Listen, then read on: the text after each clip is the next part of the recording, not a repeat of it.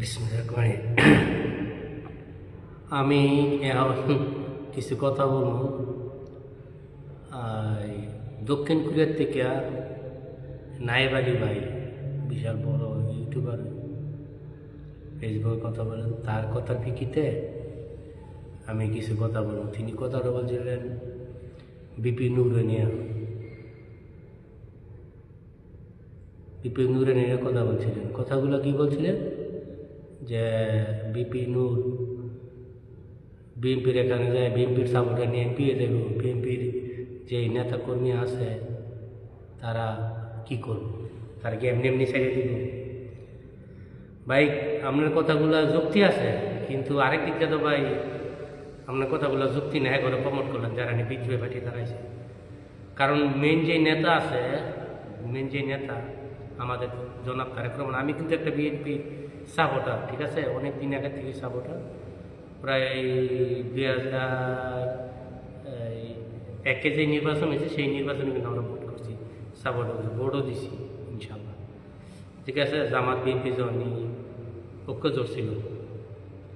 তো এই যে আন্দোলন হয়েছে, যাই কিছু করছে, আন্দোলনটা বিপি নূর কি নির্যাতিত অথবা যাই হোক, সে কি কম নির্যাতিত হয়েছে? তারা কি অবাক করে নাই? অবশ্যই অবাক করছে। যে আমি লিখে ঠিক আছে, ওদের একটা আদর্শ লইয়া আছে। এখন যদি আমাদের নেতা যদি ওদেরকে মূল্যায়ন না করে, রুবিন ফারহানা এবং ওই যে এইসব আসনে যে বিদ্রোহী পার্টি রুবিন ফারহানা কামিছে, ঠিক আছে ভাই, দলের দিক দিয়ে চিন্তা করতে হবে, ঠিক না? ও যদি এমপি না হয়, ওর কি পাওয়ার কোনো দিতে কমে যাবে গা? সে পাওয়ারটা চাই নিলেই পারে। বাই চান্স সে বিদ্রোহ বাইরে ফেল করলো, তখন দলের মধ্যে তার ইমেজটা কেমন থাকবে? তখন সে পাওয়ারটা খাটাইতে দিব? যদি দলের নির্দেশনা অমান্য করে সে যদি বিদ্রোহে কারে যে যার যার ব্যক্তিগতভাবে করে, তখন কী করবে? ওরা তো পুরা সেম আওয়ামী লীগের মতো শুরু করে দিছে। এগুলো তো ঠিক না।